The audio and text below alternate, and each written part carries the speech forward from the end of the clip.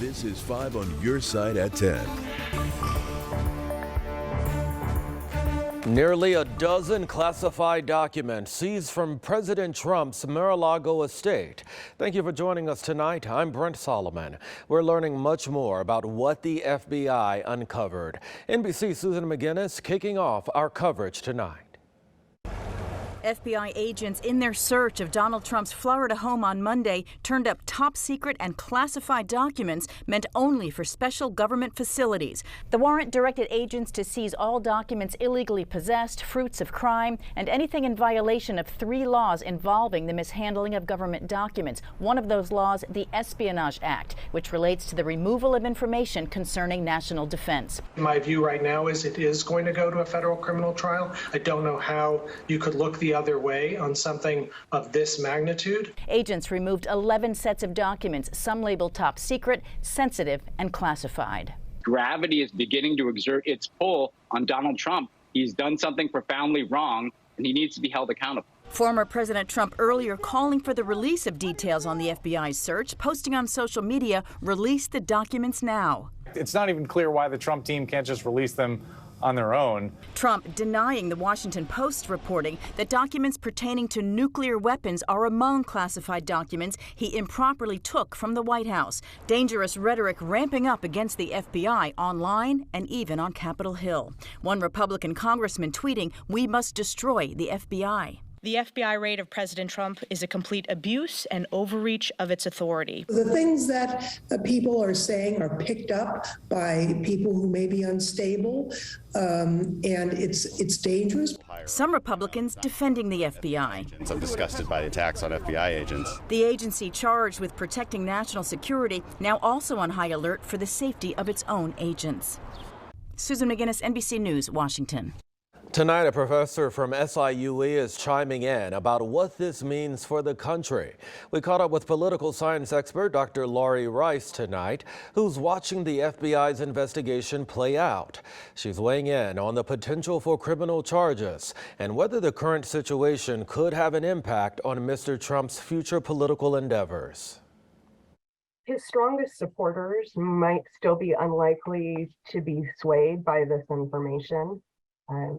But certainly we saw enough in that list of receipt for property that there's cause for concern. Dr. Rice points to several charges the FBI is considering, which center around the Espionage Act, obstruction of justice, as well as potential violations on how secure documents are supposed to be handled and maintained. We know that the legal system is often slow and methodical. But one of those potential charges, based on what we see in the documents released today, does come with a potential for a ban on holding office. Dr. Rice calls this an unprecedented situation for the nation and says there are potential impacts not only for former President Trump, but also for national security. We've posted the unsealed search warrant from Mar-a-Lago on our website. You can read it by looking for this story in the As Seen on TV section of KSDK.com. Tonight, the landmark climate and health care bill is a signature away from going into effect. Just hours ago, the House passed the $750 billion Inflation Reduction Act along party lines. It gives Medicaid the power to lower prices on some prescription drugs, and it imposes a 15% tax on large corporations. President Biden says he will sign the bill next week. On this vote,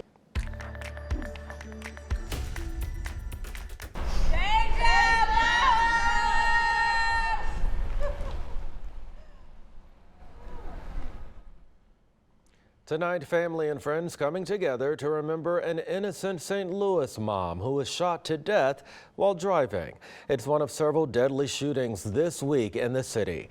New tonight, 5 on Your Side's Robert Townsend shows us how the community is now pleading for an end to gun violence. Countless hugs, comfort, and support for the parents of Deja Bowers. They are suddenly mourning their 25-year-old daughter. She just was a free-spirited person. She loved animals, she loved nature. Police say a stray bullet hit Bowers as she drove near Broadway and Warren in North St. Louis shortly after 1 Monday morning. Bowers, who had a 6-year-old daughter, died instantly. No parent wants to think of their child, experiencing something like that. So I really think it's just a lack of humanity. The young mom's violent death is one of the latest in a string of shootings in the city this week. Around 3 a.m. Friday, a quadruple shooting at a North Side nightclub. Police say one man died, 3 other men suffered gunshot wounds during a disturbance at the club. Hours later, witnesses say 2 teenage boys were shot around noon on Alaska Avenue in South City. We was just running and jumping and screaming. It was definitely scary. Neighbors told police 2 guys sped down the street in a white car with dark tinted windows. They say the passenger repeatedly fired at the teenagers, killing both. I'm praying for them extremely hard because I witnessed those mothers coming to identify their children and my heart dropped. The latest numbers show there have been more than 100 homicides in St. Louis this year. More than 80 children, 17 years old or younger, have been shot. 9 have died. I reached out to St. Louis Police to see if Interim Police Chief Michael Sack or anyone here at this department could talk to us about the ongoing violence happening in the city. Police said no one could talk on camera. Back at this heartbreaking vigil, a pastor, please bring peace to this city. And Bowers' grieving parents pray for an arrest. We want to pursue this by the fullest extent of the law. Robert Townsend. 5 on your side. Robert, thanks. Illinois State Police are investigating a deadly shooting in Washington Park. It happened at 6:30 this morning at Westmoreland Place and North 56th Street. Investigators found a woman dead there. A person of interest is in custody. Tonight, the fire at a recycling center in Madison, Illinois continues to burn. Crews are still cleaning up the damage left behind at the Interco factory 2 days after a massive 5-alarm fire sparked. Today, we learned a railroad company played a major role in helping contain the fire by shutting off its main line tracks that allowed firefighters to get water to the structure. Fortunate for us, we actually do a lot of tabletop exercises for emergency response. So we immediately were able to contact local authorities, find out exactly what was going on and how that would affect the safety of our operation and the community. Authorities don't know what caused the fire. OSHA now investigating. Well, a yearly downtown St. Louis barbecue festival won't happen this year. Today, Q in the Lou said it won't be able to host the event, but organizers didn't elaborate on why. They say they will be back next year, though.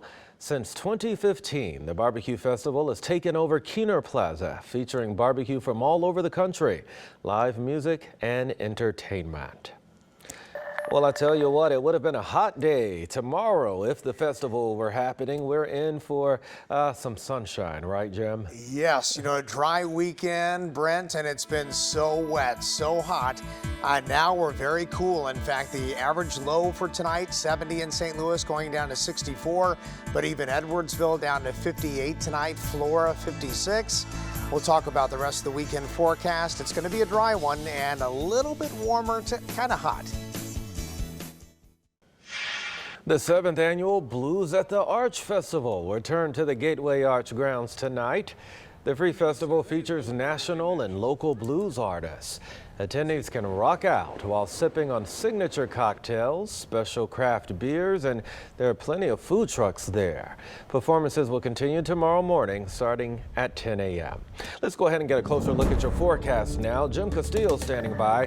After the heat, we really have a cool down next week, right?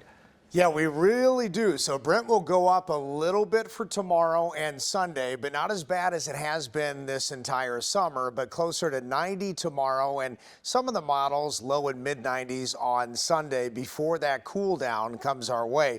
You'll see that in the 10-day forecast. Again, really cool for this time of year for August. All right, 84 today. That was cool. 66 for the overnight low and 89 for the average high and 70. There it is for the average low. So it's a cool night tonight, and high pressure at the surface and aloft is keeping us very dry. A little bit of a disturbance that moved through Illinois It brought us a little bit of cloud cover, watching a front to the north too, and this front will try to get through here as we head into the next 24 hours. But other than that, sun and clouds mix for the daytime tomorrow. Then at the upper levels of the atmosphere, we have this huge area of high pressure to the west. That's where all the heat is, and the jet stream or storm track way up there in Canada. And it's pleasant, less humid in this trough of low pressure area. We're right on the edge of that. That's why we're so comfortable for tonight and also most of tomorrow. But we're starting to get closer to the average high of near 90. So then watching the futurecast, a little bit of cloud cover starts to stream in Monday.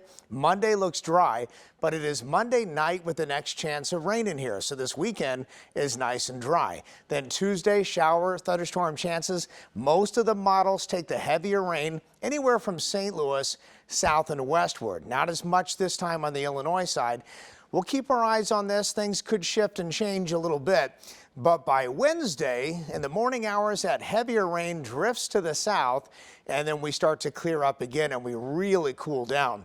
So how much rain potential do we have for, again, mainly Monday night, late into Tuesday? About a ½ inch to 2 inches of rain, and the 2-inch amounts may be southwest of St. Louis and our southern counties. So overnight lows tonight, though, with a partly cloudy sky to mostly clear. In the 50s outside of St. Louis to around 64 in the city. 10-day forecast, 89 Saturday, 92 Sunday, both dry days. Then dry Monday, but mostly cloudy, 85. Chance of storms Monday night late. Tuesday's high, 78. Rain is likely at this point, Brent. And then 83 Wednesday, 84 Thursday, 85 on Friday. And so pleasant weekend. Bommarito 500 next weekend. Generally dry. All right, Jim, we appreciate it. That's it at 10. Time now for Ahmad and Hannah with 5 on your sideline.